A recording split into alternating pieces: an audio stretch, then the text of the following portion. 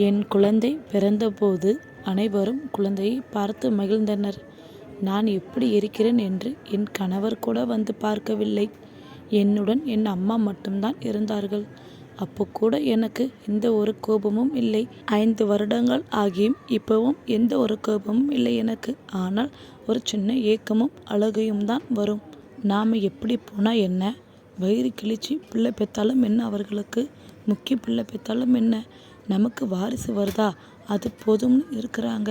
பெண்களை ATM machine போல் பயன்படுத்தி கொள்ளும் கணவர்களை கைவிடாமல் என் கணவன் என்று நினைக்கும் பெண் 1000 தாய்க்கு சமம். கவலைப்பட வேண்டாம் தோழியே, காலம் மாறும். அதேபோல் உங்களுடைய கணவனின் மனமும் மாறும்.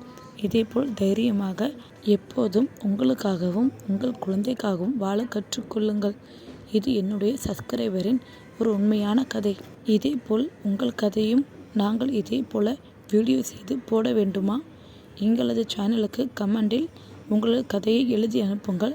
நாங்கள் இதே போல வீடியோ செய்து நாங்கள் எங்களது சேனலில் அப்லோட் செய்து உங்களின் கதையை ஒரு வீடியோ போல் உருவாக்குவோம். நன்றி.